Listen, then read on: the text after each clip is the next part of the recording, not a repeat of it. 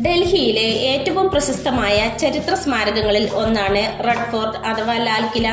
മയൂര holidays ഇന്ന് പരിചയപ്പെടുത്തുന്നത് red ഫോർട്ടിനെ കുറിച്ചാണ്. ചുവന്ന സാൻഡ്സ്റ്റോണിലാണ് ഇത് നിർമ്മിച്ചിരിക്കുന്നത്. മുഗൾ ചക്രവർത്തിയായിരുന്ന ഷാജഹാൻ 1638 ഇതിന്റെ നിർമ്മാണം ആരംഭിക്കുകയും 1648 പൂർത്തിയാക്കുകയും ചെയ്തു.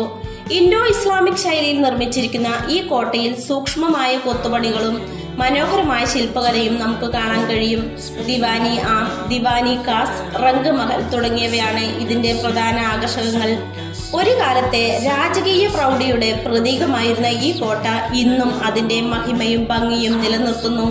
ഇന്ത്യൻ സ്വാതന്ത്ര്യ ദിനത്തിൽ പ്രധാനമന്ത്രി രാജ്യത്തെ അഭിസംബോധന ചെയ്യുന്നത് റെഡ് ഫോർട്ടിൽ വെച്ചാണ്. 2007 യുനെസ്കോ ഇതിനെ ലോക പൈതൃക സ്മാരകമായി പ്രഖ്യാപിച്ചു.